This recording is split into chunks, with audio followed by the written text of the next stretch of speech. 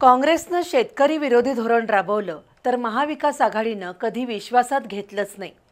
दुसरीकडे भाजपनं पक्ष फोडण्याचंच काम केलं। त्यामुळे स्वाभिमानी शेतकरी संघटना आगामी लोकसभा निवडणूक स्वतंत्रपणे लढवेल।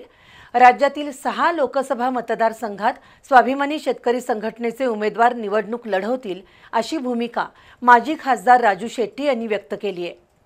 कोल्हापूर जिल्ह्यातील लोकसभेच्या दोन्ही जागा ताकदीने लढवू आणि शेतकऱ्यांसह सर्वसामान्यांना न्याय मिळवून देण्यासाठी प्रयत्न करू असंही राजू शेट्टी यांनी जाहीर केले। भूमी अधिग्रहण कायद्यात बदल करण्याचं काम काँग्रेसच्या बाळासाहेब थोरात यांनी केलं, तर शेतकरी विरोधी धोरणाबद्दल महाविकास आघाडीचे प्रमुख शरद पवार यांनी कसलीही भूमिका घेतली नाही। याबद्दल शेट्टी यांनी तीव्र नाराजी व्यक्त केली।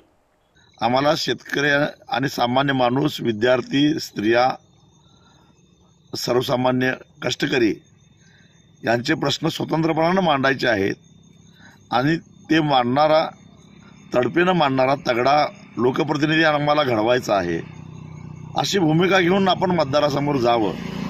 मतदारांना योग्य वाटलं तर ते आपल्याला मत देतील, नंतर आपली चळवळ चालूच आहे अशी आमची भूमिका आहे आणि ह्या भूमिकेपासून बाजूला जाण्याचा प्रश्नच उद्भवत नाही। परंतु जिथं आमच्या कार्यकर्त्यांचा संच आहे, काम आहे संघटनेचं, असं गेल्या अनेक वर्षापासून मी लढवत असणारा हातकणंगले लोकसभा मतदारसंघ असेल, गेल्या निवडणुकीमध्ये आम्ही लढवलेला सांगली मतदारसंघ असेल, कोल्हापूर जिल्ह्यातला कोल्हापूर मतदारसंघ असेल, किंवा 2014 साली आम्ही लढवलेला माढा मतदारसंघ असेल, बुलढाणा असेल, परभणी असेल, अशा 6 लोकसभा मतदारसंघावर आम्ही लक्ष केंद्रित केलेलं आहे आणि त्या 6 जागी निवडणुका लढवण्यासाठी गांभीर्याने आमचे प्रयत्न सुरू आहेत।